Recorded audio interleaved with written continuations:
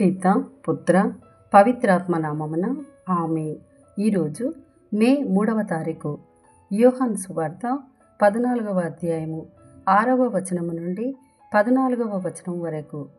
అందుకు యేసు, నేనే మార్గమును సత్యమును జీవమును, నా మూలమున తప్ప ఎవడును తండ్రి యొద్దకు రాలేడు. మీరు నన్ను ఎరిగియున్నచో నా తండ్రిని కూడా ఎరిగియుందురు. ఇక నుండి మీరు ఆయనను ఎరుగుదురు, మీరు ఆయనను చూచి ఉన్నారు అని పలికెను.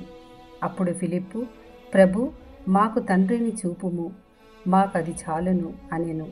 అందుకు యేసు ఇట్లనెను, ఫిలిప్పు, నేను ఇంతకాలము మీతో ఉంటిని, నన్ను తెలుసుకొనలేదా? నన్ను చూచినవాడు నా తండ్రిని చూచి ఉన్నాడు. తండ్రిని చూపుమని ఎట్లు అడుగుచున్నావు?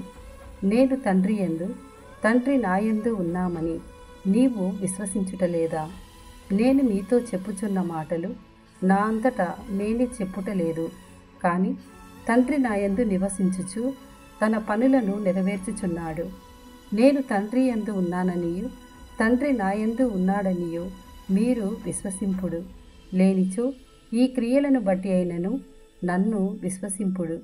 నేను తండ్రి యొద్దకు వెళ్ళుచున్నాను కనుక నన్ను విశ్వసించువాడు నేను చేయు క్రియలను చేయును, అంతకంటే గొప్ప క్రియలను చేయును అని మీతో నిశ్చయముగా చెప్పుచున్నాను.